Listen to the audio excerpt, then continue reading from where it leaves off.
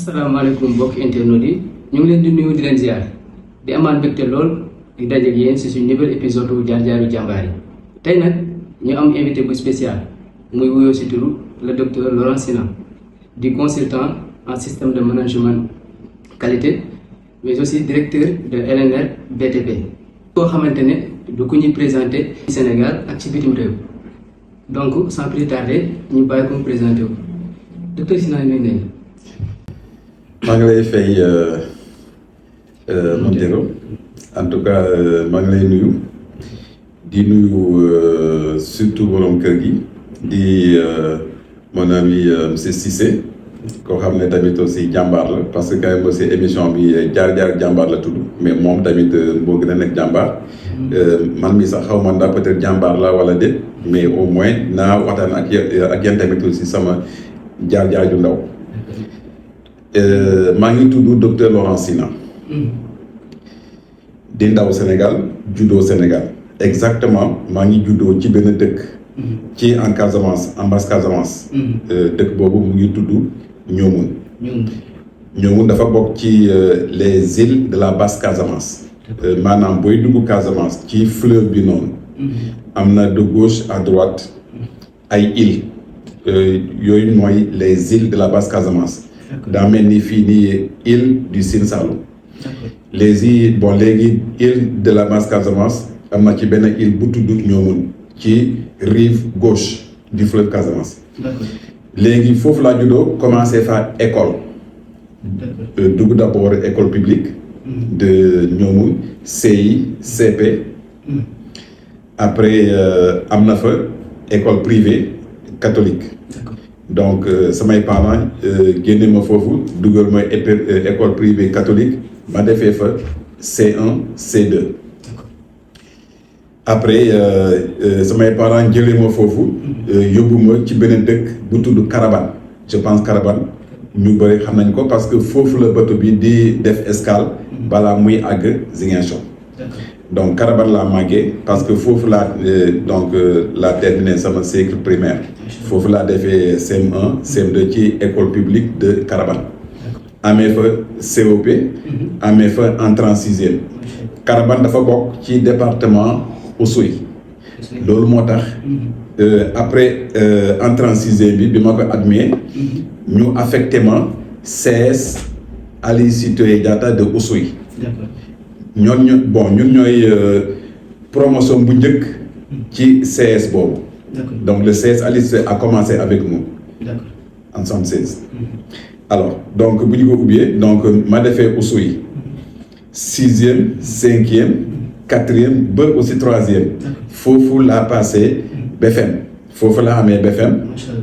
en 82 ma jógee foofu 82 83 ma jógee foofu jógee Oussouye dem Ziguinchor au lycée Djignabo bassin de Ziguinchor LDZ donc foofu tamit aussi ma defee fa seconde donc man temps boobu j'ai fait la seconde C je pense moom la dañu duppee actuellement seconde S ok série S donc seconde C première C ak terminale C donc lycée Djignabo laa amee baccalauréat en 86 donc bi ma amee bac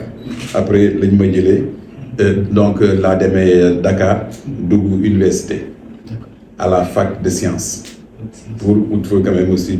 dem bokk ci benn concours benn sélection man def fa benn année préparatoire parce que dama doon xëccoo pour dugg ci benn école interétat donc il fallait que chaque pays dafa am foofu benn quota man nag yàlla def ma bokk ci les présélectionnés ma dugg ci école foofu nag laa jëlee sama doctorat parce que defe naa fa 6 ans plus année bi ma def à la fac de sciences muy 7 ans foofu laa jëlee sama doctorat spécialisé en hygiène qualité parce que sama thèse maa ngi ko bindee ci hygiène et contrôle qualité du lait et des produits laitiers fabriqués par la SOCA xam naa ne ñu bëre yéen ay jeunes ngeen mais SOCA boobu dafa nekk benn société boo xam ne ancien premier ministre Habib Thiam avec des partenaires hollandais ak finlandais ñoo ko sàncoon côté Sébikotane am fa benn laiterie boo xam ne moom bu ñu rateen donc si seen nag yi donc meew boobu nag la ñuy soppan yi def ko ay yaourt ay lait écrémé ay lait entier ak donc ñoom seen bon man sama thèse bi foofu na laa ko bindee di def ay prélèvement di dugg ak moom analyse laboratoire pour analyser pour xool est-ce que am na microbe wala déet est-ce que nit mun na ko jëfandikoo te aussi loolu noonu da ko indil gàllankoor ci côté wér yaram voilà donc côté université donc léegi bi ma pare sama formation universitaire génn foofu ak sama doctorat sama premier poste mu ngi nekk Mbour loolu nag moom mooy indi fii Mbour histoire laa lay nettali nii am na fi Mbour ci quartier buy naan Mbaleen donc gars yi bon di ko duppee tropical benn société napp benn société de pêche bu tudd ICAGEL dañ ma fa recruter comme responsable qualité maa fa yore lépp luy hygiène lépp luy qualité ci bépp xeetu jën bu ñu fay traité soppan ñi ko transformé ko exporté ko ci Union européenne année boobu Union européenne dafa teg ay sart ay normes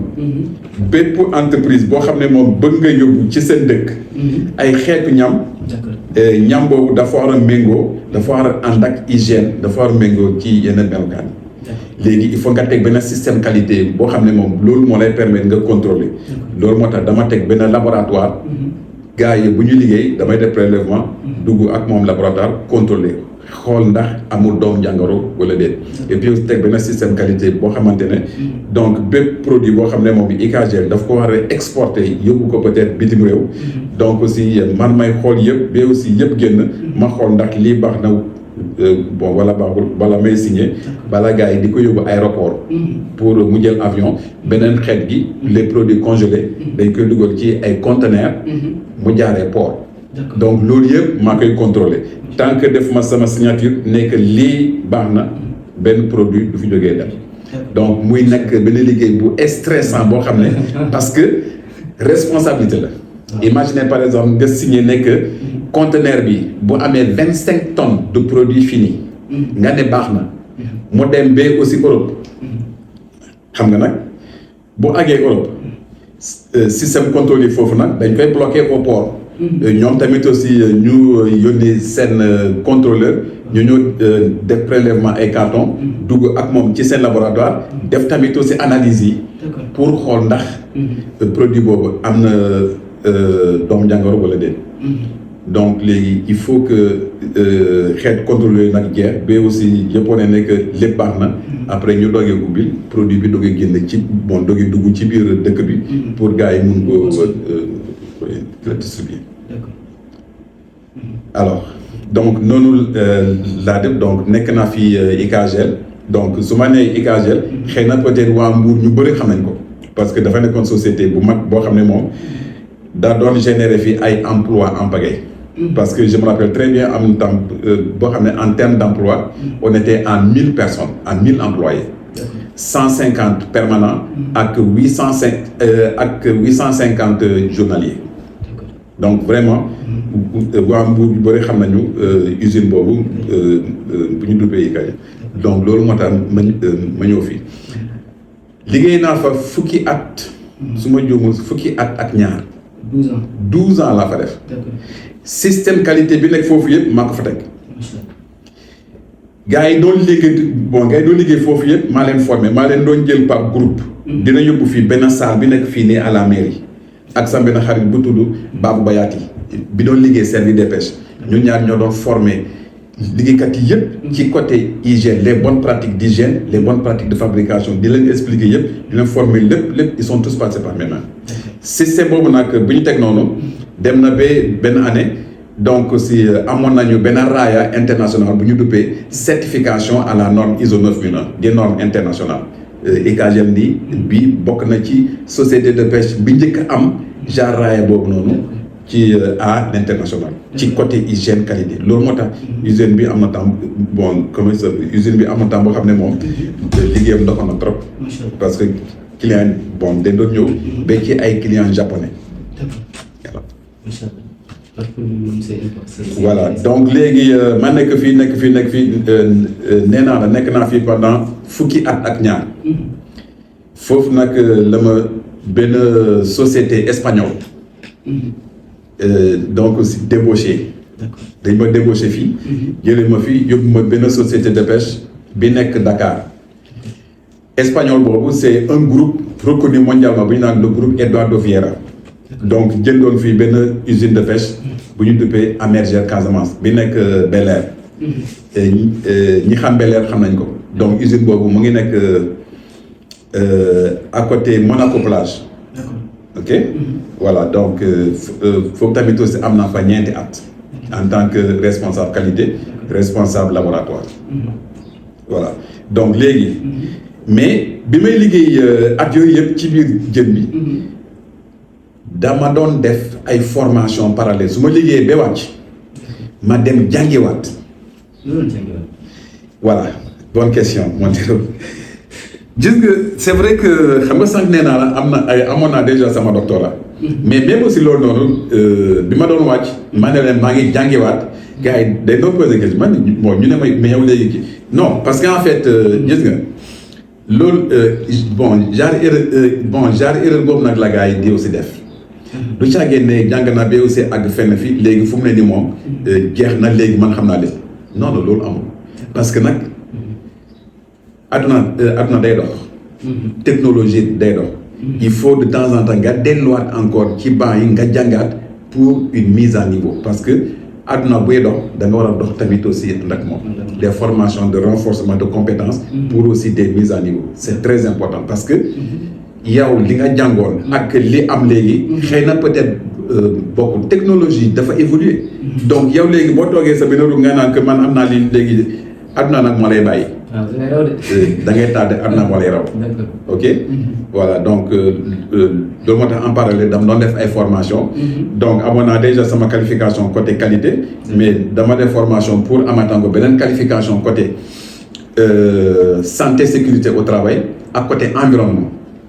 parce que tamit aussi booy liggéey waroo tamit polluer war nga bàyyi xel ci aussi côté alam bi n'est-ce pas di aussi environnement mais nag aussi ñi ngay liggéeyal war nga bàyyi xel tamit aussi ci ñoom parce que tamit da nga war a teg ay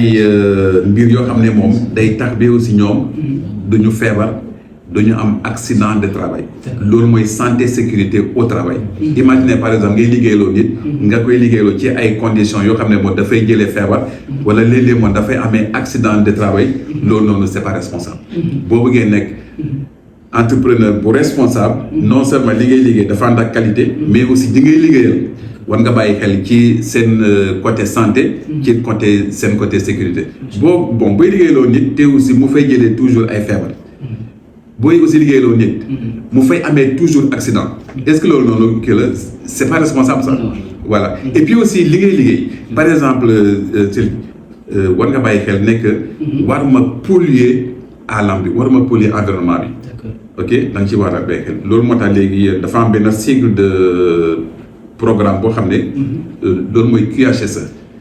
qualité hygiène santé sécurité ak environnement le QHSE te aussi boobu noonu bokk na ci place bu baax boo xam ne moom autorité actuelle Diomaye ak Sonko dañ ko jël dëxëñ ko ci biir le programme Sénégal 2050 ça occupe une place importante dans les secteurs administratifs.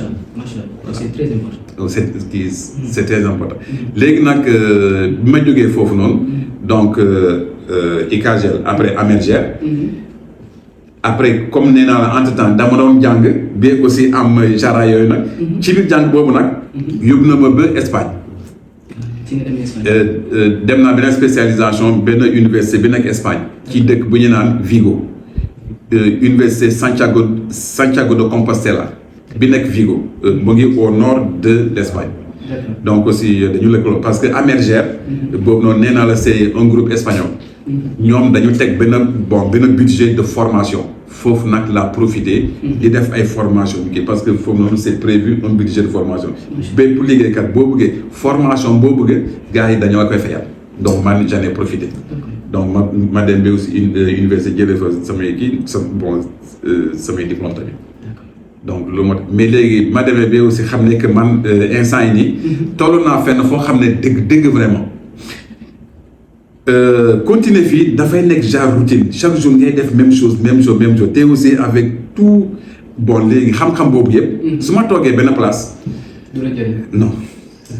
boobu nag laa toog ak gars yi quoi man la leen man. fii nii moom dama fi xat. parce que bëgg naa wane sama bopp. ma démissionné. yàlla xam na ne monteur bi ma démissionné keroog. ñu bëri day doon naan mais kii nii dañ ko liggéey. comment parce que àggoon naa fenn fii donc j'étais directeur d'exploitation et puis ak salaire macha allah. mais man xam-xam bi moom moo ci ëppoon solo. bi ma démissionné gars yi dañu nekk ak aussi kii nii dañ ko laal. dañ ko liggéey. yàlla xam na ne kenn liggéeyu man may koo xam ne. damay sakku toujours xam-xam. mais jàng naa bee aussi xam-xam boobu mais léegi ma toog chaque jour benn bureau entre 4 murs. sam xam-xam boobu dama ko njëriñu. te aussi ñeneen tamit aussi duñ ci boobu ma génn démissionné lépp. dem dugg ci benn cabinet de consultance. buñ duppee Afrique Émergence Conseil AEC. cabinet boobu nag ñun day doon gunge entreprise yi. dans la mise en place de leur démarche qualité. santé sécurité au travail ak environnement. di leen conseiller. di leen teg ay système et stratégie di leen woon naka la ñu war a def pour aussi développer wu. donc dañ doon intervenir fii nii au niveau national ci ay sociétés yu bëri donc ay Sonatel yi. ay ports autonomes yi donc on les a formés ci plusieurs cadres. mais aussi dañ doon intervenir aussi dans la sous-région. ok ay Niger. parce que quand même aussi suñu passage ak Sonatel fii nii Sénégal. tax na ba aussi ils étaient tellement contents. Sonatel ñoo ñu yónni Mali. parce que Sonatel ñoo moom Orange Mali.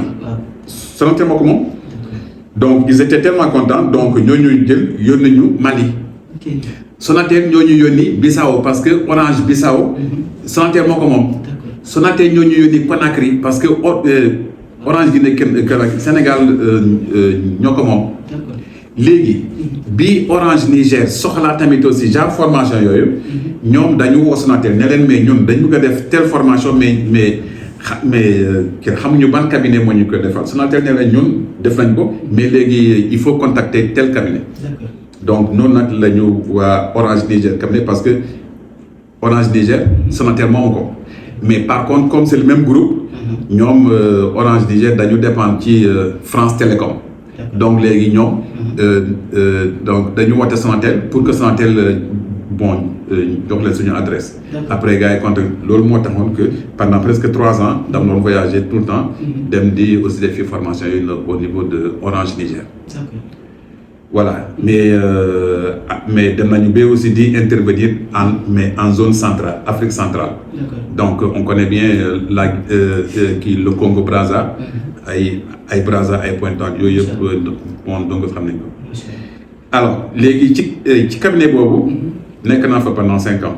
parce que c'est vrai que même si amoon na xam-xam bi mais man je me dis que. balaa may ubbi sama cabinet bopp. man Montero bëgguma échouer.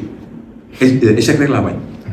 je me donne tous les moyens loolu moo tax j'ai perdu 5 ans. pour ma dem dugg ci cabinet xool naka lay demee am ay outils. am un candidat d'adresse donc am kii ba xam naka nañuy gérer cabinet de consultance du début à la fin. c'est 5 ans après nag lay doogee jël décision ubbi sama yëfu bopp. ma ubbi sama cabinet de consultance bu ñu duppee Global Lead Consulting GLC. waaw donc léegi fekk nag ñor naa xam. donc am naa outil yëpp. donc kii donc may doxal sama yëfu bopp. voilà donc foofu nag sama cabinet nag laay gérer ba juillet bii passé 2025 bi ma jëlee fonction ci la direction générale de LNRBTP comme si mënuma nekk ndaw boo xam ne moom dañ ma fal ci décret présidentiel may gérer après isam ki donc lépp dama démissionné foofu jël gestion bi jox ko sama adjoint man dama libéré wu foofu noonu ma mun a consacrer sama temps uniquement ci SAS bi ma Diomaye ak Sonko sas parce que nag ku dem ba aussi jël décret présidentiel xaatim ko jox la ko parmi tant de Sénégalais confiance la te aussi confiance boobu damay def sama kamp lay kattan pour aussi mérito ko loolu moo tax ma bay lépp jublu ci aussi liggéey bi depuis juillet août septembre ba aussi octobre nii maa ngi à temps plein à 100% ci sama liggéey à la direction générale du laboratoire national de référence dans le domaine du BTP et des travaux publics. D'accord. Je reprends. Laboratoire national de référence dans le domaine du BTP et des travaux publics. Gars yi nag en sigle LNR BTP. Voilà. Donc aussi di aussi profité. sol ma ko maye ci seen antenne bi parce que xam naa ne moom c'est bien suivi. di profité ci seen antenne bi pour aussi remercier le président de la République, son Excellence Bassirou Diomaye Diakhar Faye, pour la confiance placée à ma modeste personne. Di aussi remercier tamit aussi son premier ministre Ousmane Sonko. Parce que là, quand même, très sincèrement, c'est une confiance et maa ngi leen ci gërëm maa ngi leen ci remercier bu baax a baax. waaw di leen ne kam naa def sam kamtalay kattan pour mériter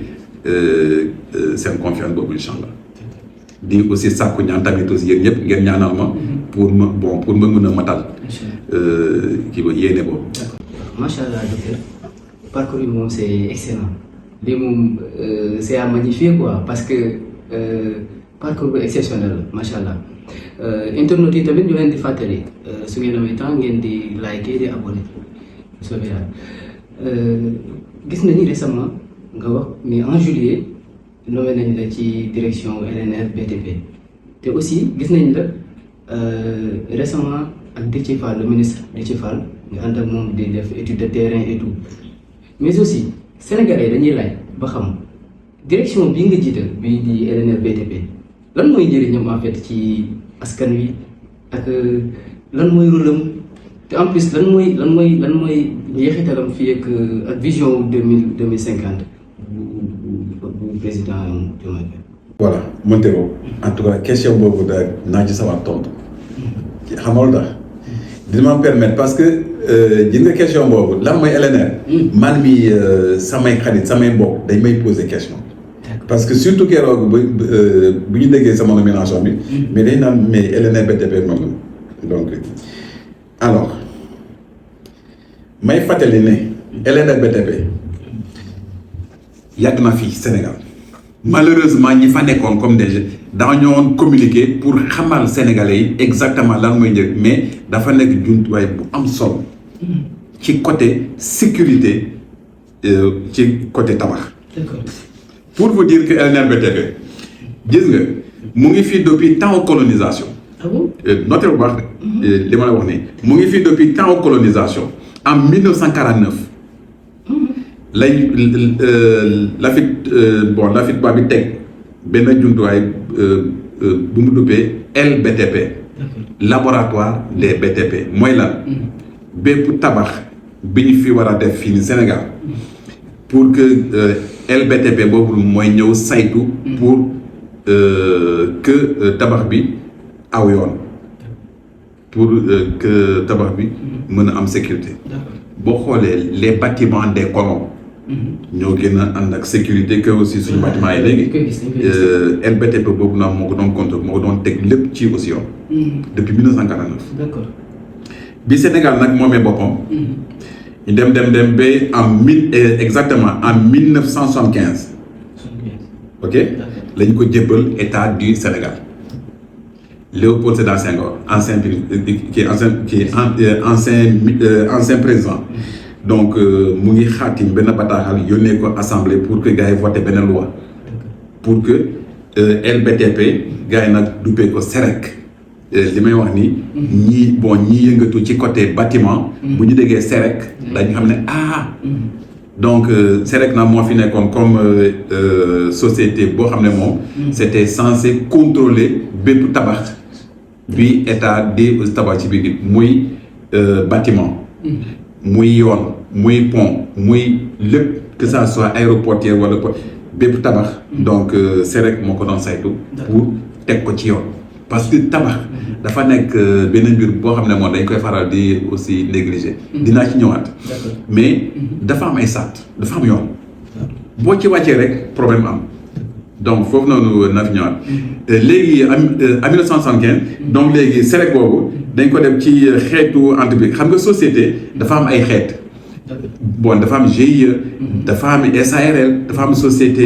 unique dafa am EPIC dafa am société anonyme extra mais léegi en 1975 SEREC dañ ko def comme avec la société EPIC. EPIC mooy établissement public à caractère industriel et commercial. EPIC. ok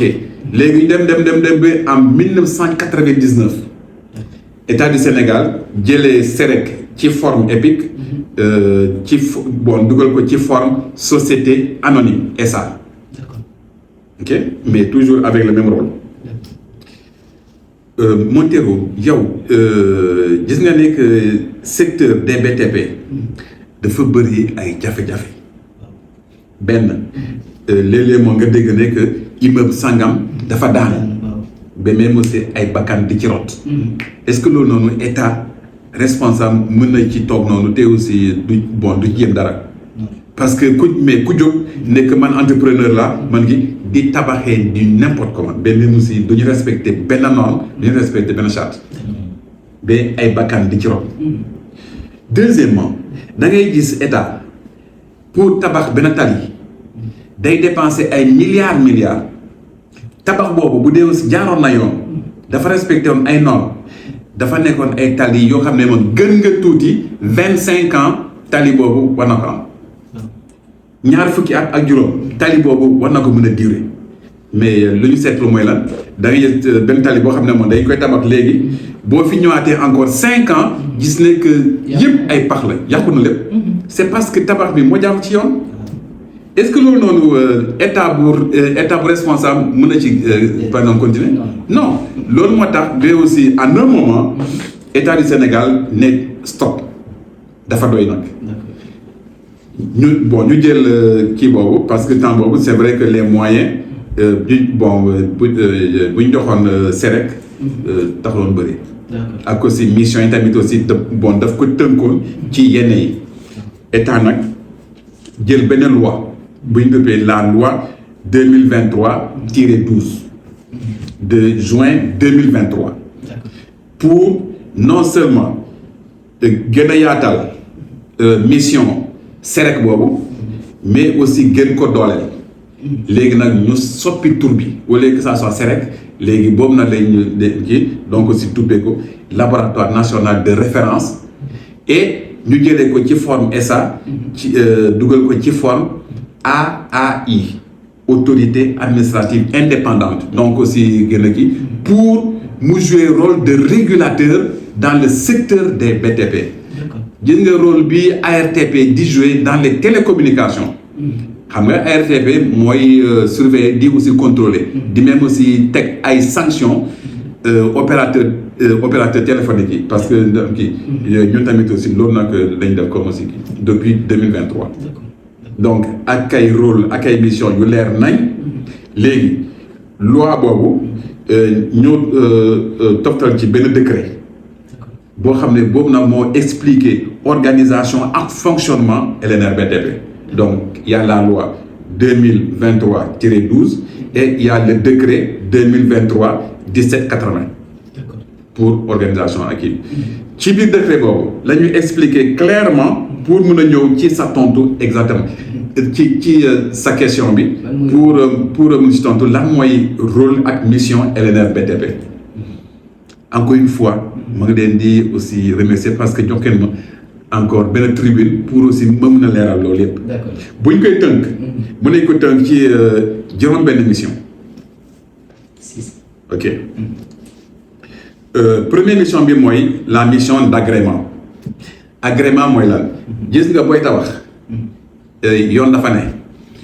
par exemple si c'est mi bu naree tabax immeuble ci benn pàkk suuf soosu dafa war a xam suuf si ban façon ban xeet suuf la parce que bu defee analyse boobu ba aussi xam foofu na lay xam mais fii nii pour que bâtiment bi yàgg donc fondation bi nii ak nii laa koy defee mélange béton bi suuf si ak kii bi nii ak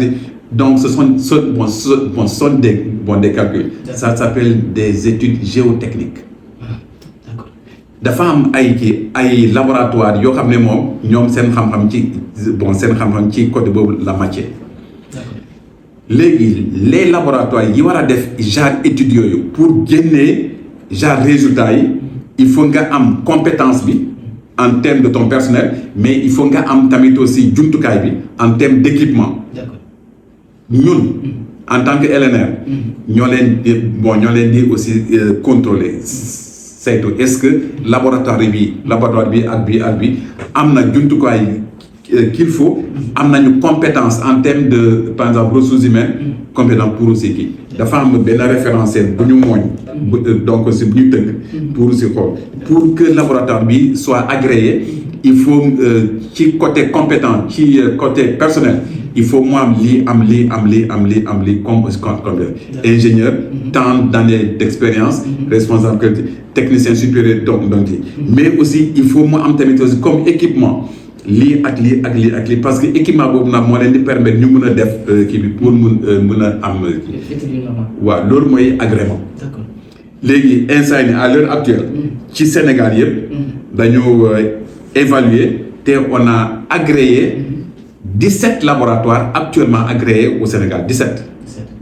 fukk ak juróom-ñaar laboratoire la ñu agréé yooyu noonu ñoo am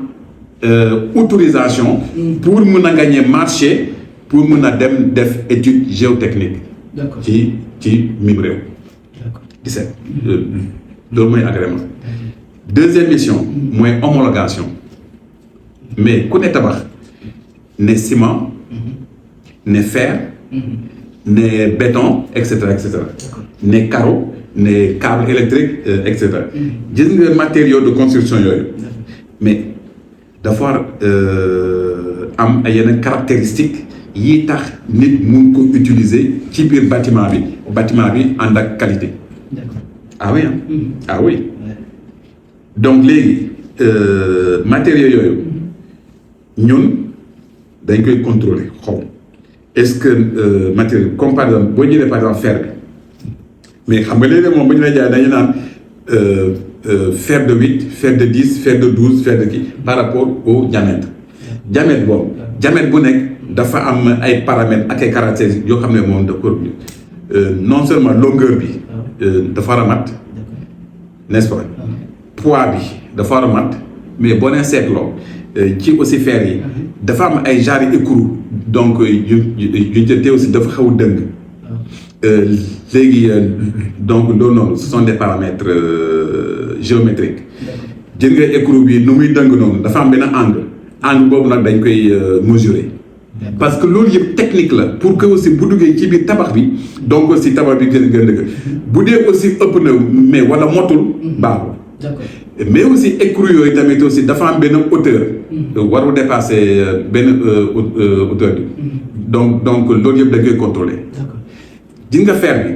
dafa am benn degré benn degré boo xam ne c'est la résistance ñun am nañu équipement boo xam ne moom dañ koy tester donc dañu jël fer bi di ko tirer pour xool ba kañ lay dagg donc ça s'appelle la traction mais aussi fer bi tamit aussi dañ koy plier yow fer boo xam ne moom boo ko plier mën a damm mais boobu na baaxul donc le pliage la traction loolu yëpp c'est des paramètres yooyu donc yoo xam ne kii la masse linéaire et cetera léegi ñun dañuy def calcul boobu yëpp dañuy dem ci benn usine donc aussi du début à la fin xool process bi rek est-ce que dafa respecté léegi matériaux yëpp ñun ñoo koy homologué ñu ne entreprise sangam donc fer bi bu muy jaay baax na entreprise sangam fer bu muy jaay baaxul mais aussi ci biir entreprise boobu mën am ay yeneen diamètres yoo xam ne moom bu ñu contrôler baax na yeneen diamètres yi baaxul dañu leen naan lii ak lii ak lii il faut ngeen corriger ko. donc ci aussi liggéey boobu lañ nekk. di liggéey bu am solo di liggéey bu am. ma profité nag. pour demander quand même aussi à l'État du Sénégal. c'est vrai jox nañu les moyens mais par rapport à toutes ces missions là moyens ba léegi dafa des. damay demander quand même aussi ñu may renforcer ci aussi moyens xam nañu bu baax liggéey bi naka la te aussi xam nañu bu baax fu ñu jëm mais quand même aussi moyens yi dafa xaw a manqué tuuti. bu ñu amee loolu noonu c'est sûr et certain que résultat bu mucc ayib lañu indi donc tegale par exemple troisième mission mooy AMO mooy assistance à la maîtrise d'ouvrage. C'est vrai que ñun ñooy agréé laboratoire yi ñi dem di contrôler kii tabax ci biir terrain bi mais on dit la confiance n'exclut pas le contrôle. ñun bu ñu leen yónnee ci terrain bi pour ñu dem saytu pour que lépp aw yoon mais ñun tamit aussi am nañu suñu équipe ak suñu technicien dañuy dem sur le terrain contrôler est-ce que lu ñuy def parce que le bureau de contrôle est en permanence sur le chantier ak gars yi mais ñun de façon inopinée dañuy ñëw tamit aussi contrôler parce que am nañu tamit aussi compétence bi ak xam-xam bi pour ñëw contrôler est-ce que ce qu'on est en train de faire dans ce chantier là est-ce que mu ngi jaar yoon comme nu ñu ko waxante woon. D'accord. Et bon, ça s'appelle AMO, assistance à la maîtrise d'ouvrage. Pour on dit, la confiance n'exclut pas le contrôle. Quatrième mission, moi là, xam nga boy def contrôle. Am na ci yenn xeet contrôle bon yoo xamante ne mënoo ko def ak loxo neen. Da ngay utiliser ay équipement de mesure. Jumtukaay yooyu nag. il faut que mu wóor la nekk sama jumtukaay bi may utiliser pour dem defi prélèvement pour aussi mesurer contrôler jumtukaay boobu mu ngi dox normalement. Imaginez par exemple donc pour juste misaal par exemple médecin monteur nga dem seeti sa médecin nga ne ko docteur sama yaram waa dafa tàng damaa amee fièvre. Mais xam nga docteur bi day jël benn thermomètre pour mesurer naka aussi réellement parce que yaram nit normalement température bi c'est à 37 degrés. Mais léegi loolu noonu dañ koy mesurer ak thermomètre. Thermomètre boobu nag bu dee aussi doxul correctement yow wóor na la nekk da nga feebar. sa yaram muy tàng jël. Médecin bi pour contrôler sa température mu jël benn thermomètre boo xam ne moom doxul mais mu jël et puis aussi lire mu gis ne que température baa ngi à 37 degrés da lay naan non xëy na peut-être ni nga doxee ci naaj bi mais amuloo benn fièvre peut-être boo demee kër ga boo sangoo peut-être kii alors que yàlla xam na ne da nga am fièvre parce que thermomètre bi moo doxul. Mais moom il s'est basé ci valeur bi pour jël décision bañ la faj. C'est pour après maintenant être étonné que 2 jours après ñu ne ko diw gaañu na. Mais ça c'est des parce que équipement bi nga jël pour aussi def contrôle bi nag moo doxul. Loolu moo tax techniquement dañuy teg benn système gars yi duppee ko métrologie yeneen ñi étalonnage bi ngay jël pour aussi mesurer. jël ay kii mais il faut que ça soit étalonné pour que tu sois sûr que li fay jógee comme valeur comme aussi résultat c'est quelque chose de fiable mën nga ci sukkandiku pour jël décision. D'accord. C'est important. ñun tamit aussi am nañu bépp équipement de mesure.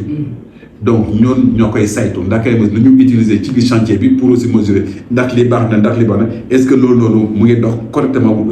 donc loolu ñoo koy étalonné ñoo koy calibrer loolu solo ok beneen bi mooy formation recherche innovation boo leen saytu ci biir marché bi lu ñu fay utiliser comme aussi matériaux la majeure partie dañ koy importer dañ koy jëgaane mais alors que fii nii peut-être aussi am na ci yenn xeetu matériaux yoo xam ne xëy na peut-être bu ñu ko utiliser non seulement njëg bi day gën a accessible alors que peut-être aussi ci côté environnement du bëre ay pollution mais dem leen soo possible ci ginnaaw Sococim fu ñuy tibbee seen carrière yeeg kii mais foofu yëpp c' est environnement bi bon waa dañ ko kii par exemple carrément alors que peut être aussi ñun actuellement ñu ngi def ay tests ak ay universitaires ak yeneen entreprise kii ak yeneen kuréel comme par exemple Ageroute ci ay matériaux yoo xamante ne par exemple xam ngeen TIFA donc le TIFA dafa nekk benn plante boo xam ne moom boo demee ci dans les marigolas dafay sax ba même aussi dafay empêcher gaal yi dem mais yooyu noonu ñu ngi koy jël pour aussi léegi donc TIFA bi da lay permettre nga def ay genre ourdi ay genre brique donc yoo xam ne boo ko tabaxee kër non seulement tàngaay même si biti bi tàng na trop mais ci biir day sedd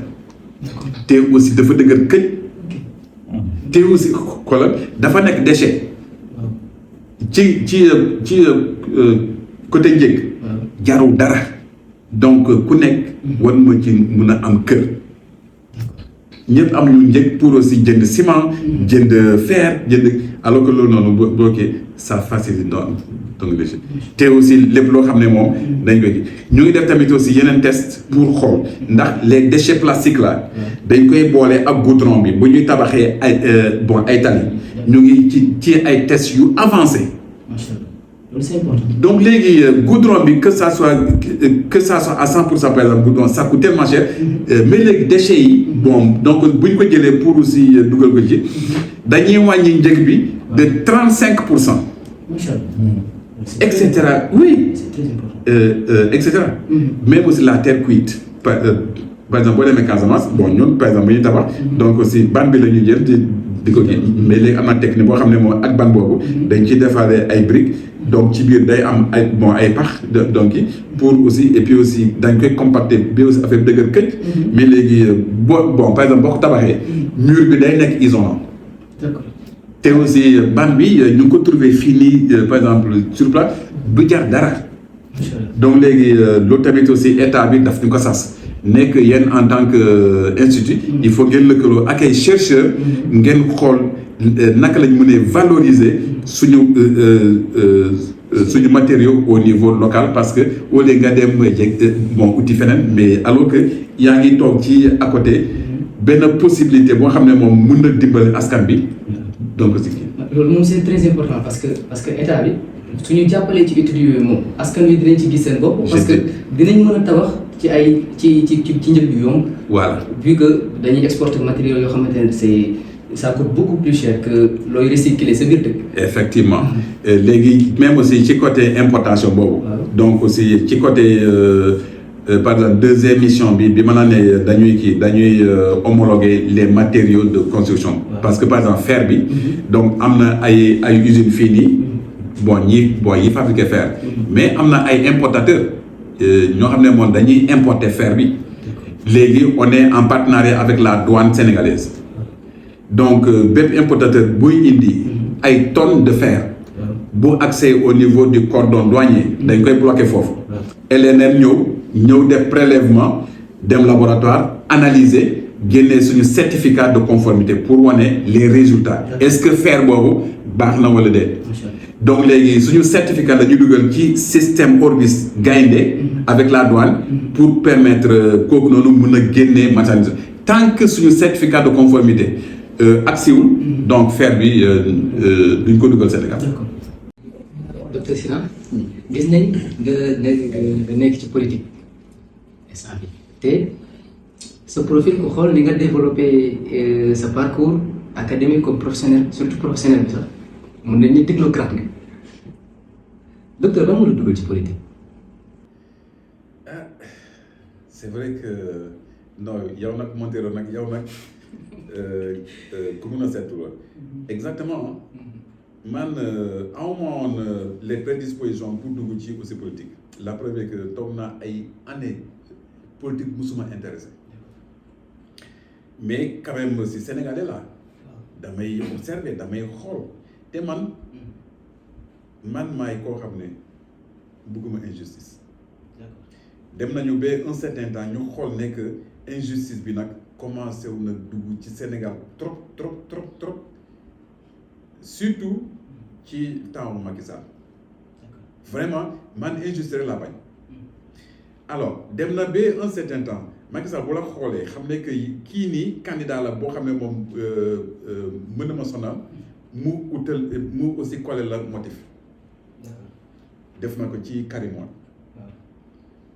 xëy na peut-être jàll na mu def ko ci Khalifa Sall xëy na peut-être jàll na Ousmane Sonko fël la fële ak benn potentialité ak benn ligne de politique boo xam ne moom bu exceptionnel mu ne kii tey mu dee mais Macky Sall mooy kan léegi ñun sénégalais rek ñu toog rek di ko bàyyi mu def lu ko nekk ci biir Sénégal Macky Sall moomu ko bàyyoo moomu ko waa këram yi moomuñu ko on est dans un état démocratique donc léegi pratique yooyu nag mënuloon continuer te moom da ci bëggoon ëppal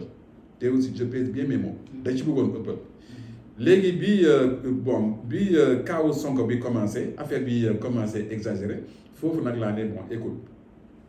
sénégalais nga donc aussi toog sa ruuk rek kii là tu es en train de faillir à ta mission ma ne il faut ma taxaw tamit aussi joxe joxe sama baat faire entendre ma voix boobu nag laa xool ma ñëw dugg ci aussi politique mais man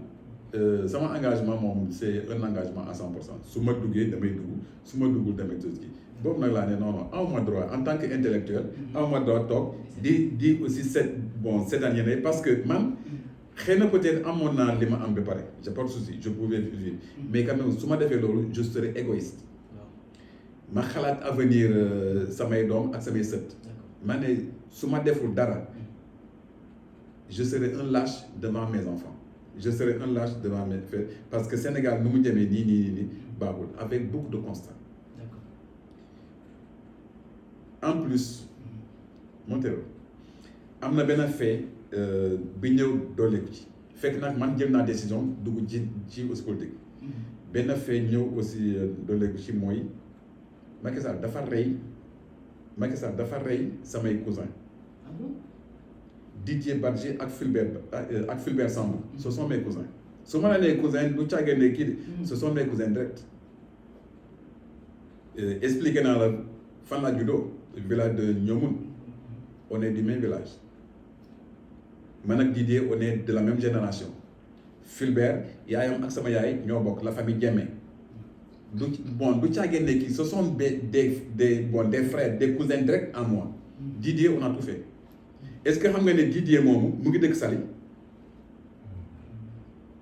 te aussi ñëwam Saly man maa tax Didier mu ngi dëkkoon Mariste temps boobu quand il était garde-corps de Nafi Ngom Keïta naa ñëw fi doon ut terrain sama kër la doon añee maa ko boole ak ay nit am na terrain ci côté Malicounda yooyu après benn bés mu ne moom mi man dama bëgg am kër ci sa quartier bi ma ñëw dëkk fii noonu nag lañ dugg génn bi aussi mu kii këram dafa sasoo nii ak collège René Merceron bi nekk Saly Carrefour collège René Merceron waa Mbour yëpp xam nañ ko kër Didier donc muy foofu te man maa ngi dëkk tamit aussi Saly Carrefour donc sama doom yi des fois bu ñu doon wàcc këram lañ doon añee c'est pour vous dire le niveau de proximité dañ la rey ba tey jii mënuñu def dëj Didier parce que mais ba léegi amuñu on a réclamé donc amuñu mais loolu yëpp kay ma toog sama engagement nag génn kii voilà donc juste pour bañ a nekk un traître mais loolu moo tax ma ne non kii il faut mu xam ne Sénégal moomu ko il faut que Sénégal tabi et puis aussi ñuy ci dégg ay scandale financier ay lii ak lii mais loolu noonu c'était trop su ma jëlee par exemple kaawu ArcelorMittal su ma jëlee kaaw xam nga dafa am benn scandale boo xam ne mu gars yi duñ ci wax la majeure partie est-ce que xam nga ne amoon na benn garage bi nekkoon pompier Dakar garage pompier dañ ko toxal jox ko benn société marocaine Adowa moom mu tabax fa ay immeuble mais en contrepartie donc aussi lu mu ci am nañu vérifier loolu Macky Sall incendie anam du mu nga Maroc Adowa moom moo ko tabaxal le petit palais où vit kii li may wax nii kay j'assume donc dafa nekk dossier boo xam ne moom dafa jaar tant d'autres dossiers pour aussi saytu donc les crimes de sang là manifestation bu ñu génnee normalement c'est écrit dans la constitution pour quand aussi défendre suñu leader Ousmane Sonko face à l'injustice que Macky Sall doon yëkkati di teg ci kawam bu ñu génnee manifester ça va être daal suñu kaw béppaan ñun am na ci ay nit yoo xam ne moom dañ ci jaare ñàkk seen bakkan bu gën a 80 et quelques morts am na parmi ñun ay nit yoo xam ne moom day fa jaare amee fa laago am na nit yoo xam ne moom dañu ñàkk ñii seen tànk ñii seen loxo ñii seen bët certains sont cloués sur fauteuil roulant à vie ku mel noonu dañuy toog di liggéey man sax bon donc peut-être aussi on va arriver mais am ay nit yoo xam ne moom dañu leen jël dugal leen kaso de façon injuste donc aussi Ousmane Sonko donc aussi Bassirou Diomaye de façon injuste donc am na nit yoo xam ne moom dañ leen exilé donc dañu obligé daw Sénégal et cetera am na ay nit yoo xam ne moom dañu ñàkk seen liggéey am na ay nit yoo xam ne dañu ñàkk seen sëy et cetera mais les conséquences étaient énormes combien noonu kay aussi kenn amul droit kii lii nii yëpp cumulé moo ma dugal ci aussi politique te aussi ma koy assumer nag ma koy assumer aw ma ci benn regret donc le seul regret que j'ai est que lan moo tax teeluma woon dugg politique c'est le seul regret mais sinon li ma def ci ci aussi combat bi yëpp te aw ma ci benn regret parce que jëli naa ci tolof ànd ci ak ay sénégalais yu bëri 2000 prisonniers je fais partie de ces 2000 prisonniers là te aussi ma koy assumer du ma ci sëgg mukk parce que kay ma aussi aw ma ci gàcce loolu doolu kay ma aussi dama doon xeexal sama dëkk ànd ci ak ay nit surtout ay jeunes yu engagés. Justement dañuy ñëw foofu noonu parce que expliqué na léegi nga ne bokk nga si 2000 prisonniers yi nekkoon carcéral noo dundee loolu maanaam sa début bi ngay dugg bi ñu lay jàpp ci début ba fin loolu lañ bëgg expliquer ñun docteur Sylla gis nañ nga nekk ci politique instant bi te sa profil ku xool li nga développé sa parcours académique comme professionnel surtout professionnel bi sax mun nañ ñu technocrate nga docteur ba mu la dugal ci politique. non en fait c'est vrai man gis nga peuple sénégalais yëpp a xeex face à l'injustice de Macky Sall contre notre leader Ousmane Sonko ñëpp a xeex mais am na ci ñenn ñoo xam ne moom ñàkk nañ ci seen bakkan am na ñenn ñoo xam ne moom dañu fa jëlee ay laago am na ñenn ñoo xam ne moom dañu leen dugal injustement kaso même président de la République Ousmane Diomaye ak le premier ministre Ousmane Sonko ñoom ñëpp bokk nañu ci les détenus politiques man mii tamit comme aussi ni nga ko laajee nii man bokk naa ci xam nga ñeneen ñoo xam ne moom dañu leen exilé par force donc y a eu beaucoup de mal ñeneen ñi tamit aussi ñàkk seen liggéey ñii ñàkk seen commerce ñii ñàkk seen sëy et cetera donc voilà man effectivement donc bokk naa ci kii mais man li ma def yëpp dama ko assumer te aussi su fekkee ne c'est des choses à refaire naa ko doon defaat parce que je l'ai fait avec conviction te fu leer nañ laa ko teg avec conviction nag dama doon wàcc di manifester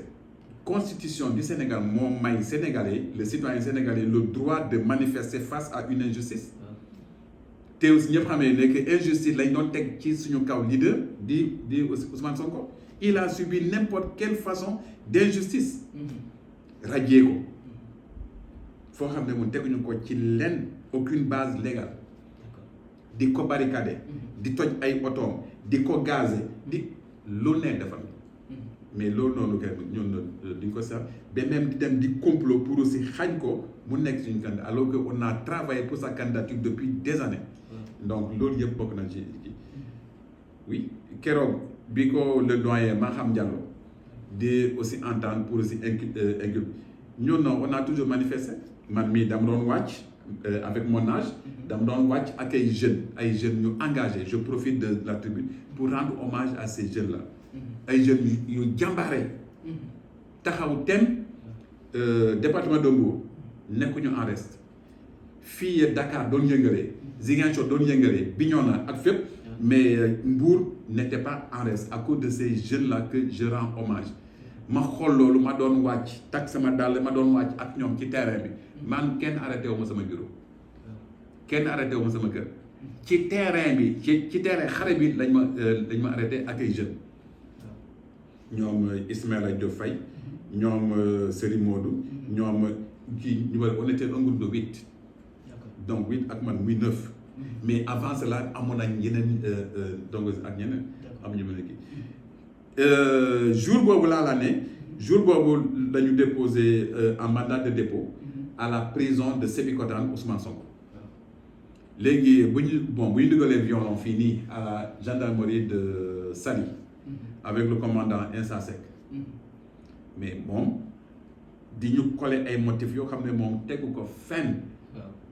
mais léegi ñoon heureusement xale yi ma nekkaloon ànd ak jàmbaar nag ma ne leen bu fi kenn yu bugguma fi kenn yu bu leen fi wane benn signe de faiblesse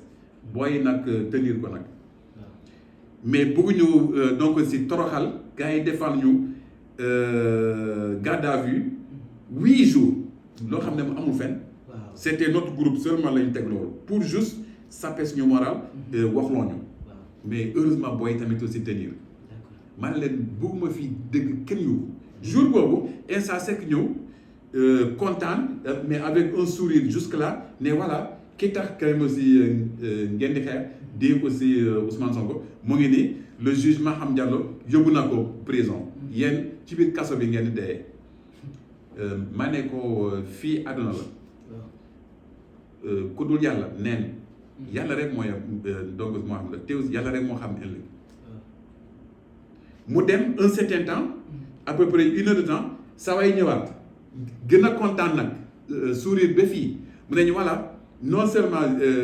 cellule mu ngi kaso mais léegi faf nag amatu leen parti parce que léegi ministre bi tas na parti Pastef ma jóg encore ma ne ko parti Pastef kenn mënu ko tas ma ne ko yéen kayit ngeen xotti mais Pastef kenn mënu ko tas parce que Pastef c'est un état d'esprit philosophie Pastef dugg na ci xel sénégalais yi ba pare mënu leen ci dara donc pour vous dire kii ñu pare gars yi indi ñu et puis aussi représenté ñu kii le juge d'instruction Abou Dieye mais kooku def ñu mandat de non le premier jour kii ñu am benn retour de parquet donc après 8 jours de violon à la gendarmerie on a benn retour de parquet muy 9 jours ici à la police de Mbour loolu yëpp c'est pour juste jëm ñu traumatisé on a eu 9 jours de violon mais ñu dund ko nag à cause donc dignité 10e jour la ñu dugal kii ok on a été arrêté exactement le lundi 31 juillet 2023 exactement 31 juillet. léegi ces jours de libération nu mu demee. non en fait def nañ fa ñun def nañ fa 7 mois et demi. 7 mois fii nii ci prison de Mbour mais ñun fekk nañu fa ay yeneen yoo xam ne am nañu fa presque 1 an.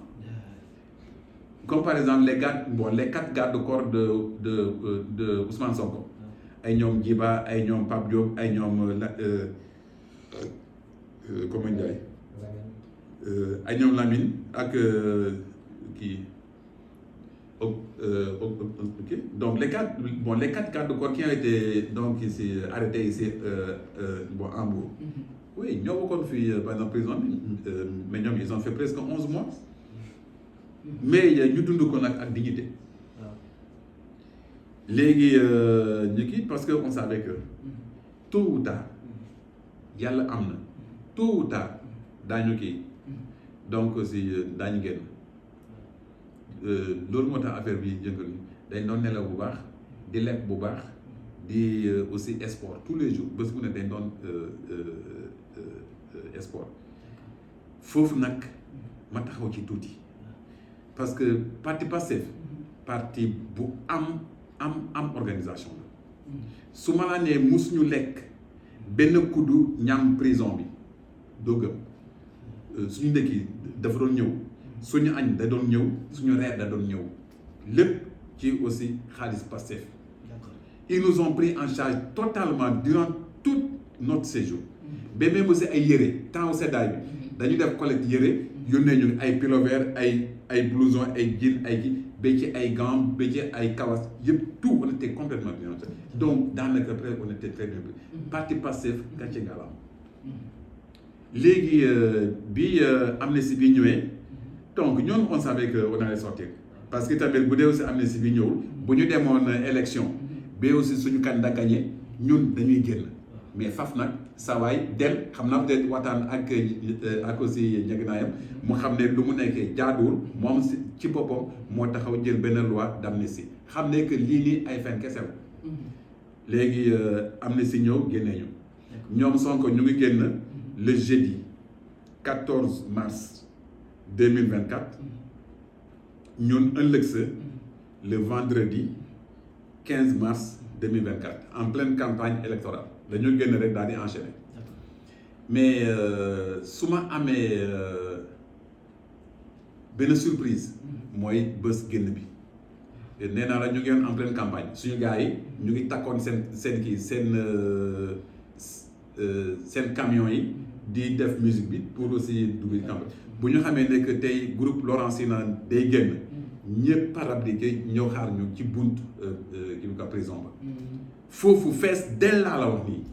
ñun dañoo génn nii mais on était surpris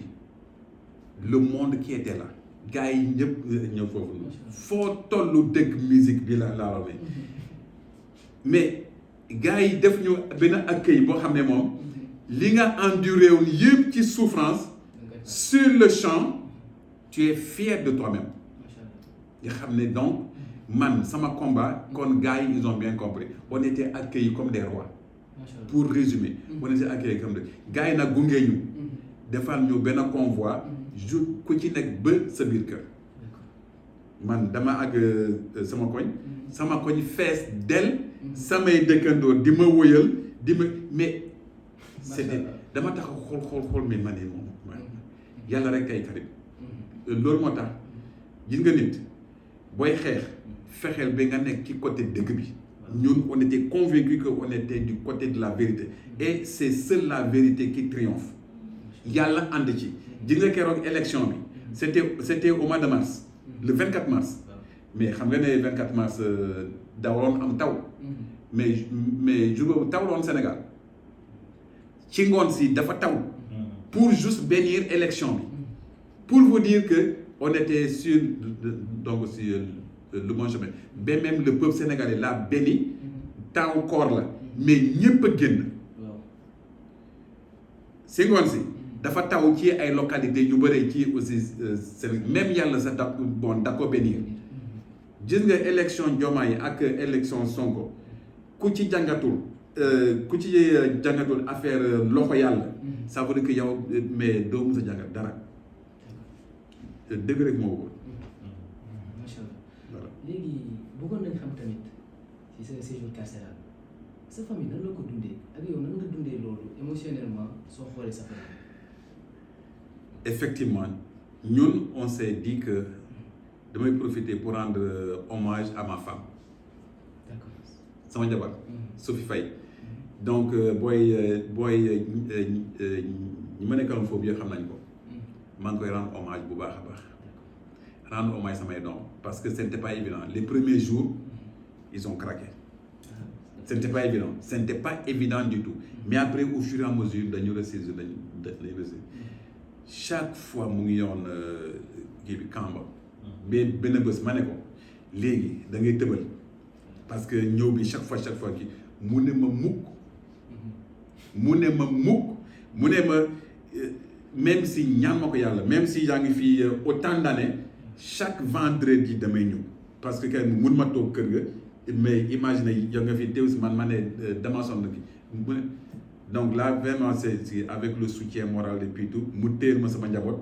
très sincèrement xale yi tamit aussi ils étaient pas tolérés parce que elle était là à temps pour jouer pleinement le rôle de maman et le rôle de papa si bien que quand même aussi xale yi psychologiquement day di maa ngi gërëm samay parents tamit aussi ñoom ñëpp ku ci nekk li nga def donc aussi kii vraiment su ma limee peut-être mais ñoom ñëpp partaw donc famille bi tamit aussi vraiment aw ma kii ba ci Casamance fële ba ci Casamance parce que nee naa la Didier Badji Fulbert Sambou ñoo bokk village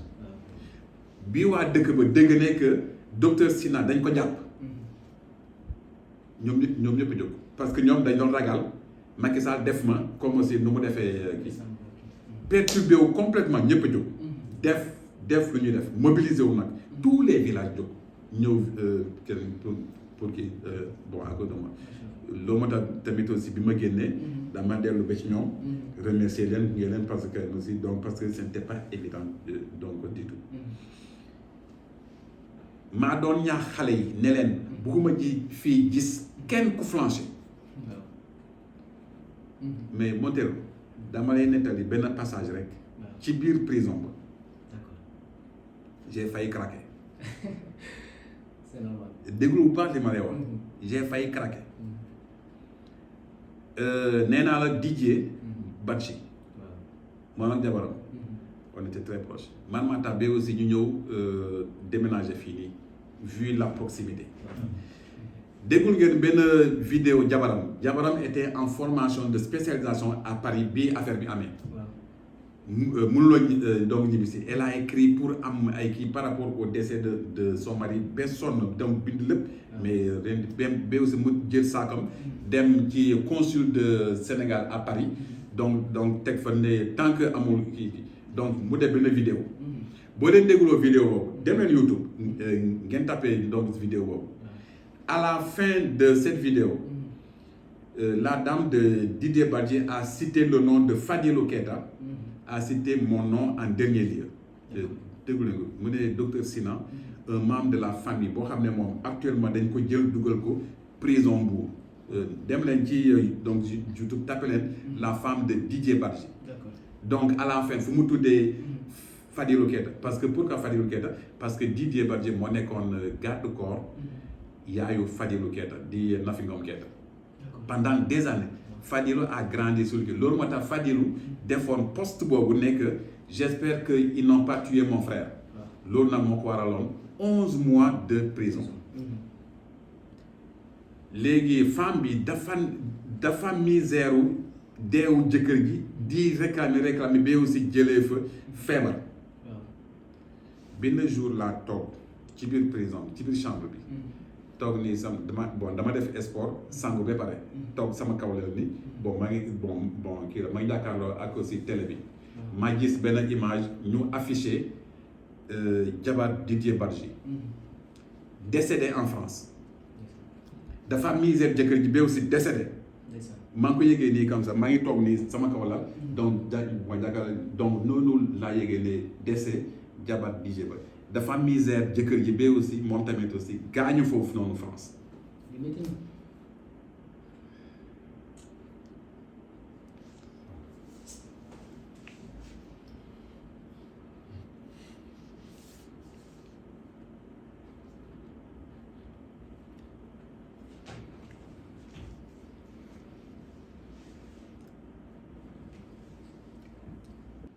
parce que temps boobu maa ngi yoon prison.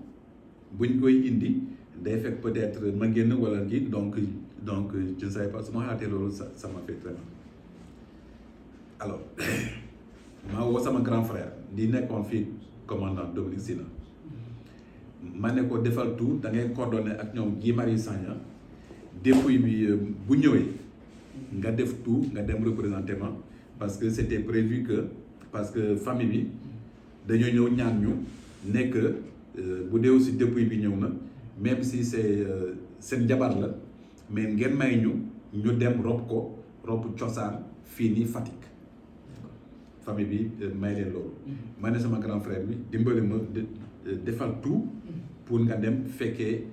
enterrement bi à mon nom. D'accord. Voilà mais sinon bon lii mooy àdduna voilà donc Macky Sall li ma xeex ak moom aw ma ci benn rëccu su ma ko naroon def encore bi te sama xeex ak Macky Sall jeexagul su ma la ko waxee gëm ma sama xeex ak Macky Sall jeexagul xaw ma de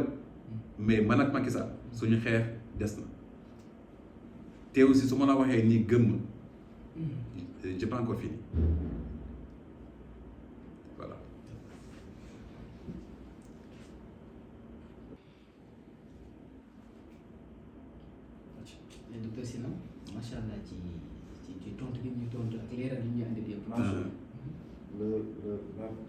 c'est-à-dire Mansour yow da ngay dee wala après nii lañuy def ñu am problème mu question yi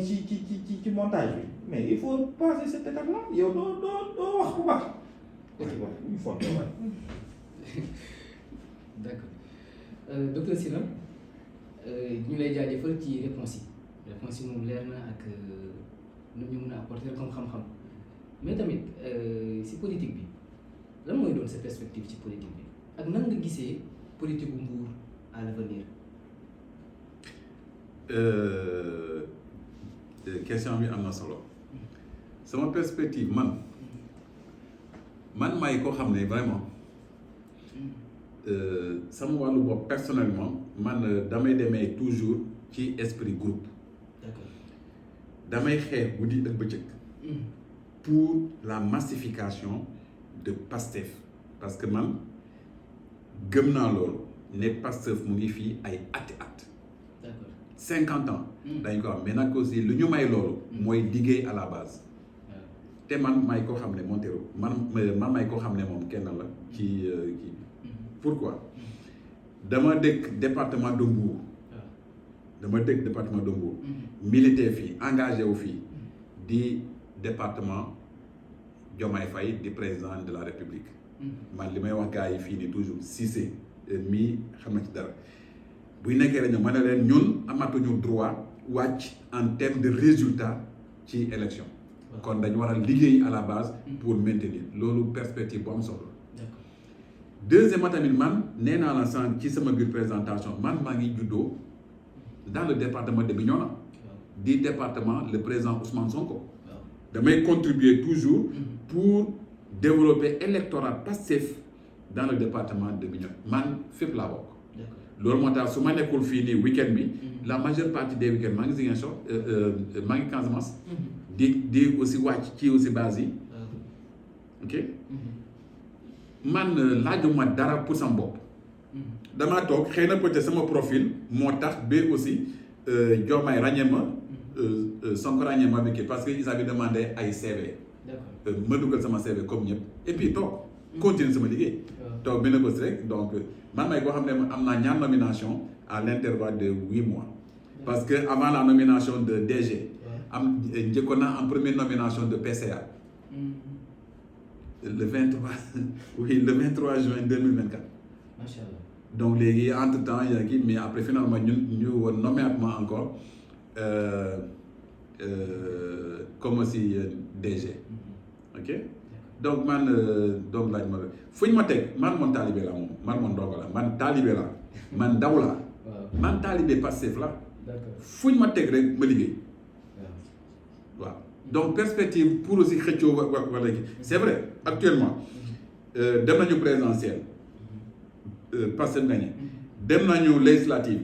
Pastef gagné léegi ñu ngi jubal élection locale pour aussi affaire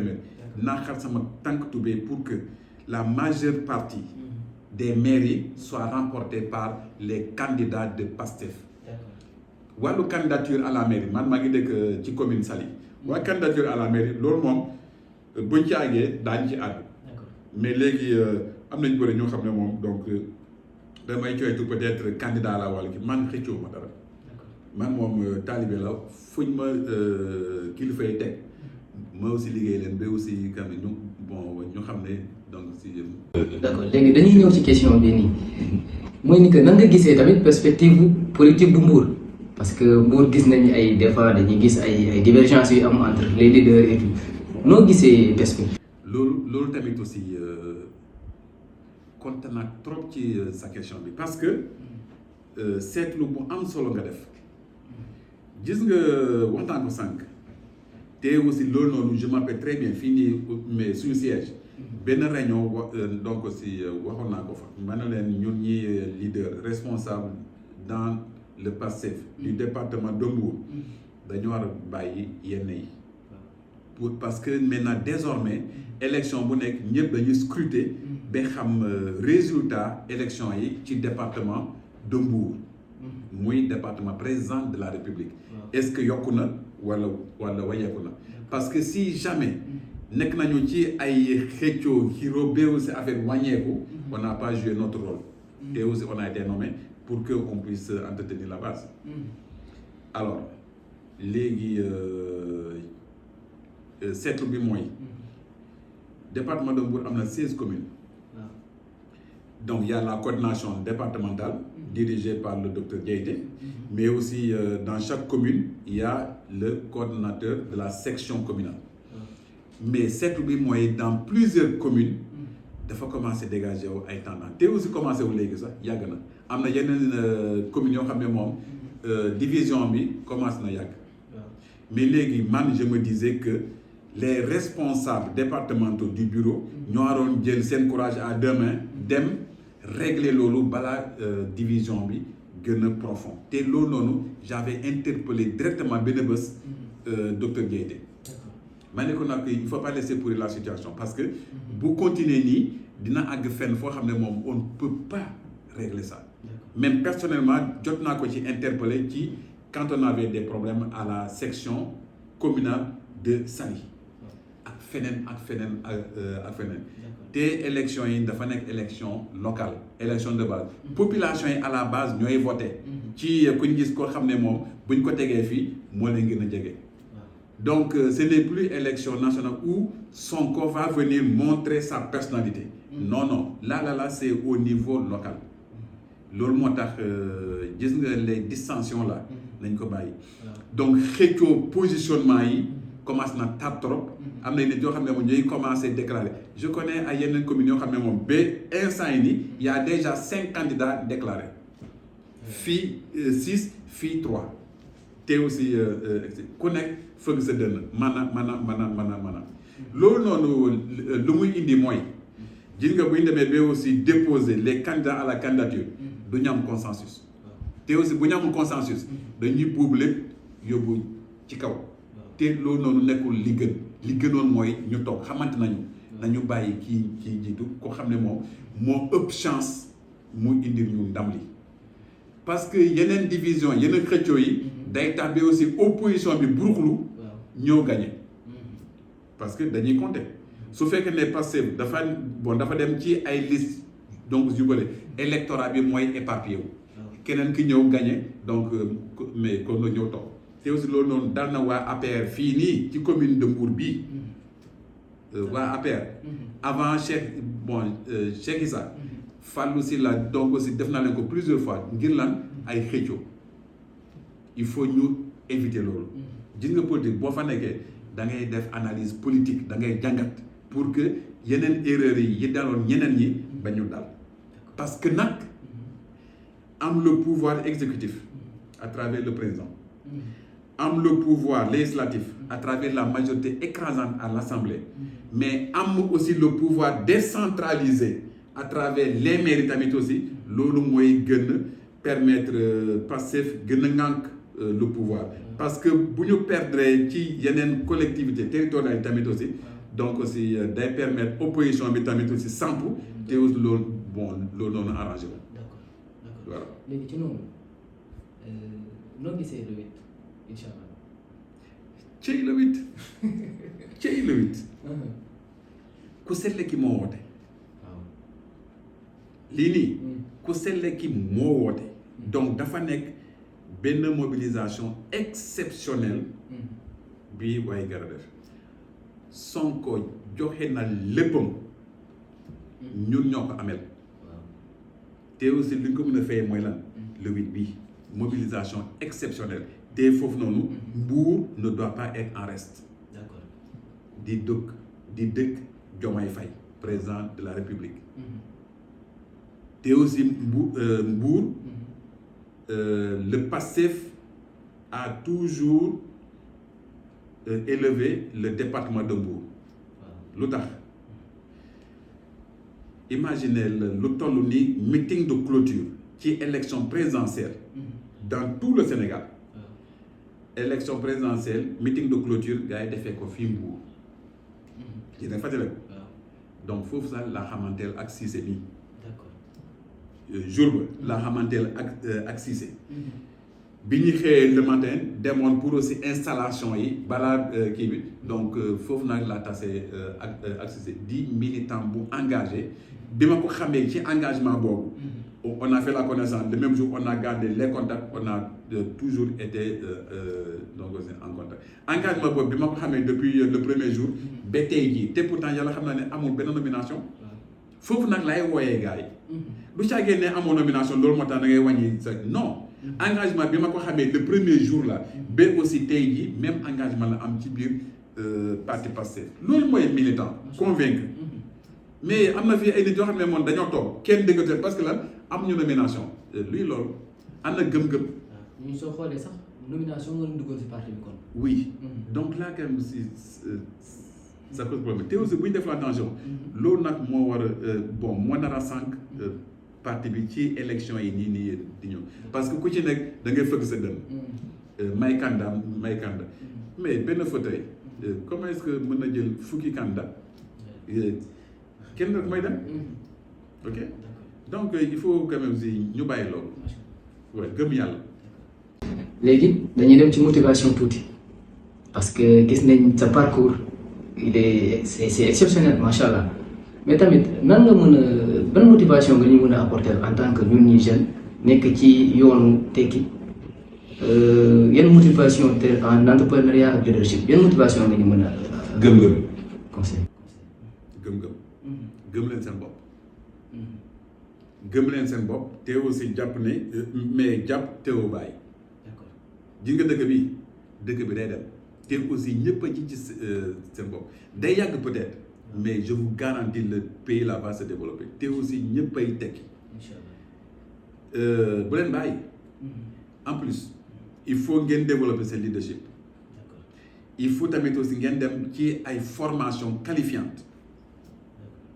dañu toll ci jamono boo xam ne moom concurrence bi tar na mais quand même aussi il faut ngeen uti xam-xam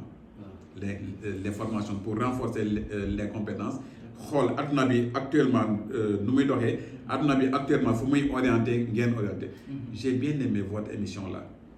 gis nga lii nii avenir bi lii la Cissé lii mooy avenir oui le digital c'est l'avenir du monde kooku moom kenn mënu ci dara l'intelligence artificielle kenn mënu ci dara gis nga yooyu noonu boo ci amul xam-xam quels que soient les diplômes yi ngay am da ngay nekk l'illettré du 21e siècle. Je reprends gis nga côté technologie côté digital côté numérique côté intelligence artificielle jeune boo xam ne moom bu ci jubluwul lijaas boo mënta am da ngay mel ni yow tu es l'illettré du 21e siècle souvent mes conseils jeunes donc aussi il faut ngeen dem ci foofu noonu di ko utiliser du bon côté parce que nag technologie bi tamit aussi am na benn côté pervers côté boobu nag mu baaxut côté boobu bon day yàq donc ngeen def un bon usage lu am solo ok gëm leen seen bopp te aussi jàpp ne quand même aussi dëkk bi yéen a koy développer yéen jeunes yi yéen a koy développer ñun on est là pour juste un certain temps dañuy poser les bases parce que nag dañ ñëw hérité ci benn pays boo xam ne moom c'était un pays en lambeaux Ousmane Sonko waxoon na ko dafa ne on pensait que day ñëw fekk le pays au rez-de-chaussée malheureusement day ñëw fekk le pays au 4e sous-sol tellement que fu ñu nattoon yàqu-yàqu bi lu yées loolu noonu lañu fekk te les chiffres les ont démontré Ousmane Sonko bu muy def conférence de presse ba nekk fii la dette cachée Macky Sall a menti au peuple sénégalais gars yi commencé tëb di daal ah non lii nii IGF moo def rapport ñun daal dañuy xaar rapport la Cour des comptes ñu ne ko ok la Cour des comptes jël temps yëpp saytu ba gars yi commencé kii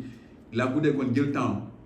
def càmbar lépp ba aussi certifié la Cour des comptes génne benn rapport boo xam ne moom lu gën a yées li IGF waxoon ñoom ci noonu ne dañuy xaar rapport bon des Cour des comptes ñu commencé encore génn di tëb di daal ne non léegi dañuy xaar FMI wax ko FMI dafa wax wala déet FMI lan la wax confirmer lii Cour des comptes wax bu ñu nekkoon ay nit yoo xam ne moom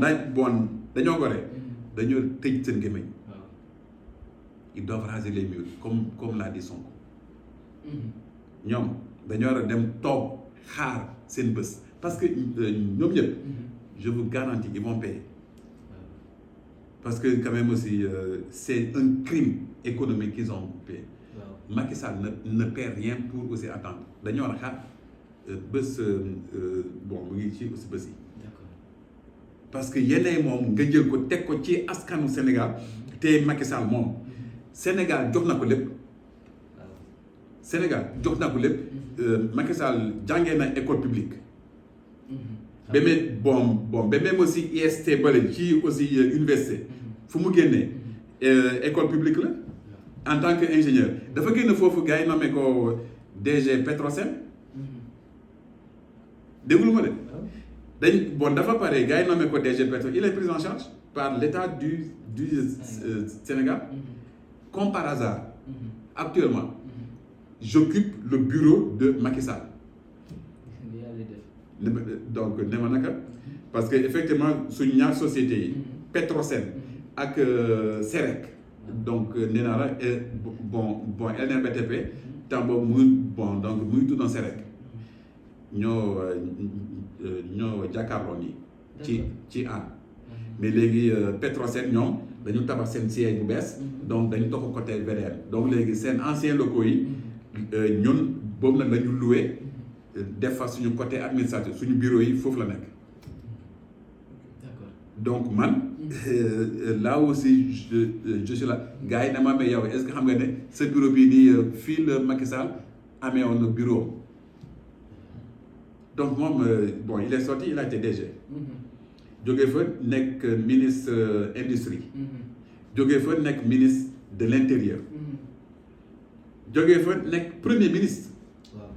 jógee fa nekk président assemblée nationale jógee fa nekk président de la république waaw mais kii moom lu ko Sénégal dese il a eu tout mais c'est le peuple là que Macky Sall a trahi c'est le peuple là qui a tout donné que Macky Sall a trahi lu mu def nii mënoo ko tuddee Macky Sall il a fait des crimes de sang li ma lay expliqué il a fait des crimes économiques mais léegi lan mooy haute trahison lu ëpp li donc il ne perd rien pour attendre il ne perd rien pour aussi attendre te aussi li ma wax nii donc aussi nañ tamit kanam loolu lay dégg le peuple sénégalais ne mérite pas ça. donc macha allah ci conseil docteur donc jeunes yi comme ni ñu ko déggee docteur joxe na fi ay conseils mais jëm ko jëfee rek te xam ne ay jeunes lañ te ñu ñoo war a tabax avenir du Sénégal incha allah. docteur ñu ngi lay jaajëfal mais tamit dañ lay laaj ma laaj laa ko mën a xaw ma laa ko mën a expliquer nga jox ñu benn anecdote ci sa dund boo xamante ne marqué na lool nga bëgg koo partager ak internautes yi. anecdote.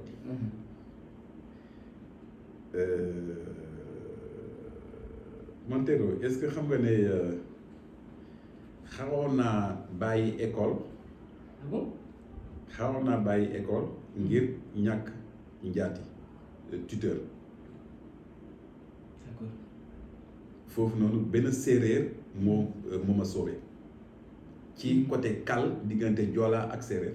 waaw moo sauvé pour ma mun a continuer sama jàng bi aussi ma agsi fi ma agsi benn séeréer moo ma sauvé. macha allah. xam nga ci présentation nee naa la man maa ngi amee entrée en sixième à Carabane. waaw. après Carabane comme daa bokk ci département de Oussouye. gars yi affecté ñu ci CS Oussouye. CS Aline Sitoé Diatta de Oussouye. Oussouye nag di département comme Mbour nii. mu am fa benn chef de service. temps boobu ñu ngi ko duppee promotion humaine côté kii. chef de sama cousin la. waaw yaayam ak sama yaay ñoo bokk ndey ak baay. d'accord. mu doon ñëw village sama pap di ko defal loolu ak loolu. mais sama pap ne ma kon yow doo am problème tuteur parce que sa cousin bi mu ngi foofu en tant que chef de service il avait son logement un grand logement véhiculé donc tout. donc doo am problème. bi octobre demee jotee sama pap yóbbu ma pour ma mun a toog këram pour mën a jàng. d'accord. maa nag sama nijaay di petit frère sama yaay. donc ñoom ñaar donc si ñoom ma yóbbu. étant tout jeune donc may doon am bon may doogee am en sixième donc si kii donc man de français non sax may topp seen ginnaaw ñu dem ci sama cousin xam nga temps boobu amuloon téléphone am donc aussi fante pas heureusement que balaa boobu sama cousin bi ñëwoon na village bi sampam jot ko junj nekk sa bon sa rakk ji am na ren en sixième mais xamaguñu fu ñu koy affecté mais léegi bu dee uso yi la naa la ko indil mu ne ko waaw donc ñun naturellement sama papa donc yóbbu ma ñu dem dañ dem àgg mën nañu mais yéen loolu fi ut si mu ne ko li ma la waxoon kii ni la bëggoon mu toog fii donc jam mu ne ko noonu kii am fi place alors que école daal on commencé la semaine prochaine. C'était un mercredi. mu ne non fii nii am place et puis daal taal otoom dem léegi nag donc ñëpp jaaxle après sama nijaay bi ne bon xaaral amoon naa sama benn xarit léegi suba bu ñu dee donc day jógee Oussouye dem ci beneen village li may wax nii ñi xam Oussouye xam na beneen village boo xam ne moom dafa xaw a sore sax mais mu ngi tudd Këru Naat donc léegi ñu dem seeti kooku noonu bu dee mu nga fa xale bi mën a dem kii même si sore na mais kii nii góor la mën na fa doxee ñëw di jàng si dem bu ñu xëyee ñu dox ba foofu noonu ñu dem faf na kooku nag fekk ñu ko fa ñu toog foofu journée bi yëpp ñëwul après ñuy aussi ñibbisi buy ñibbisi dëkk boobu ba aussi dugg si aussi ñuy aussi dox donc dañ doon làkk joolaa ndekte am paa bi doon dox suñu ginnaaw séeréer la mu ngi tudd Ousmane Sarr mu dégg ñu mais mu takki nañu quoi ne fii nii amul lii de donc ñëppay làkk fii séeréer même si ñu ngi aussi mais làkk leen séeréer après noonu ci aussi kanante bi noonu mais muy aussi waxtaan ak sama papa kii fekk nag ñu ngi ñàkk tooy xepp parce que c'était loin ci tàngaay bi après ñuy wax noonu après sama papa donc ci biir waxtaan donc wax di dox ni bio c'est donc aussi fu ñu war a séparé ak paa bi ne ko mais fan nga jógee nii après sama papa kii ko explique mu ne ko léegi donc lii la donc son cousin daa bañ beneen part tamit aussi lañ doon seeti ba fa mais xam naa kon suba dañuy obligé dellu quoi comme ça xale bi dem toog paa bi ne ko day dem toog bay jàng parce que amul fu muy toog pour jàng waa mu ne ko kaale ñu dem ma dem jëli saakam xale bi man maa ko yore sama kër paa bi xaw ma ko xam nga ci aussi mbedd bi mu ne nañ dem kër si la xam naa fa dem jël donc bagage yi donc noonu laa demee jël sama bagage paa boobu daal moom faf ndekete paa boobu mbokk la ci ñi ma yore woon Karabane noonu la donc laa toogee ci kër kooku pendant 4 ans donc aussi paa bi moo ma sauvé sama carrière sinon c'était décidé que dañuy dellu village pour ma arrêter sama école benn paa séeréer moo ma sauvé paa boobu nag ma côté comme ça gaañu na mais maa ngi toujours entretenir la même relation avec ses filles et ses filles ñoo xam ne moom man ak ñoom magandoo ma fayam te quand même ki bañ nee naa la yaayam ak sama yaay ñoo bokkande ak baay voilà dafa nekk loo xam ne su ma koy imaginer donc kii nit koo xam ne moom mais bokk leen dara c'est que daal donc moo lay sauver. affaire lii moom doy na waar. marqué na ma ci sama bi trop. doy na waar trop. mën nañ ne tamit destin bi peut-être moo ko tuddee noonu. yegsi nañ ci fin émission on a fait le tour des questions lan moo doonoon sa mot de la fin. voilà mot de la fin mooy ngërëm ak cant. ma lay gërëm parce que tamit aussi question yi leer na te aussi pertinent trop gërëm ak cant di aussi gërëm tamit aussi borom kër gi di Cissé di sama xarit li ma la wax sànq mooy ñu ngi xamante ci cadre politique bi. ñu ngi xamante stade bii bu ñuy monter keroog la tribune pour le dernier meeting de clôture ci campagne électorale présidentielle. depuis keroog lañu jàppante di nit ku dëggu. di nit koo xam ne moom engagement am ci biir parti Pastef bu ñu amoon ñëpp ay militants comme ñoom problème yi ma lay expliquer sànq nii duñ ko am. parce que il est désintéressé liggéey rek jëmale parti bi kanam la kii te aussi donc waxuma ko pour aussi lui faire plaire li ma gis donc laa wax kooku moom sama nature su ma gisoon tamit aussi leneen dama koy wax donc di ko gërëm di ko sant parce que kay aussi bu ma woowee tamit aussi kii te je m'excuse parce que depuis boobu léegi maa ngi koy digg ay visite xëy na peut-être temps bi moo jot bon tey peut-être la ko yàlla dogal donc aussi kii en tout cas maa ngi koy gërëm di gërëm ñëpp di sant ñëpp. alors wane quand même aussi le petit parcours que j'ai kii émission bi yéen a ko duppee jaar-jaaru jàmbaar. mais est-ce que man jàmbaar la est-ce que mérité naa tour boobu. mais jàmbaar yaa ngi fi de. donc voilà donc en tout cas merci beaucoup di leen jaajëfal di leen remercier vraiment du fond du cœur. et puis aussi am mbégte ñëw fii. très sincèrement dafa nekkoon benn dig boo xam ne mu yàgg na. mon ami Cissé dama ko digoon. jaar fii mais itee ñoo tax ba aussi vraiment donc mënaguma kii et puis aussi voilà. et juste pour terminer c'est vrai que sans que expliquer naa leen ne que avant la nomination man doon gérer sama cabinet mais léegi en parallèle dañ ma jëloon comme professeur au niveau des universités donc je suis enseignant aussi au niveau des universités am na ay étudiants yu bëri Sénégal ak dans la sous-région en Afrique. may enseigner au niveau de l'université de Thiès Iba Der Thiam de Thiès. D'accord. ci UFR SI. Sciences de l'ingénieur. D'accord. damay intervenir aussi au niveau de l'université Alioune Diop de Bambey. et ak aussi parce que am na fa benn institut boo xam ne moom dama fay intervenir. au niveau du privé. damay intervenir à ISM. donc ISM ñëpp xam nañ ko. ISM Dakar ISM Mbour ISM Thiès ISM. donc je suis enseignant dans le réseau ISM. D'accord. damay intervenir tamit aussi au niveau du groupe Subdeco. voilà Subdeco tamit voilà. dama fay intervenir même ñoom dem nañu ba même aussi nommément comme professeur associé dénk ma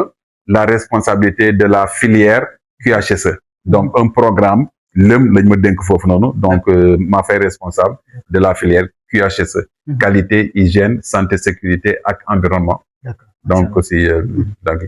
ak yeneen école comme par exemple UCAO comme par exemple Jeanne d'Arc Post-Bac etc. D'accord. voilà.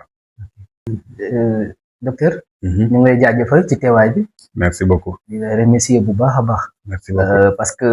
temps amul jamono ji ñu toll nii ak direction bi nga jiite. donc c'est un privilège nga ñëw seet si ñu fii ci kër gi. donc mbokk internet yi ñu ngi leen di jaajëfal on est en terme de notre émission di gërëm suñu invité bii nii di docteur Laurent Sina ci njàngale bi mu fi andi parce que émission bi rax na technicité rax na émotion te tamit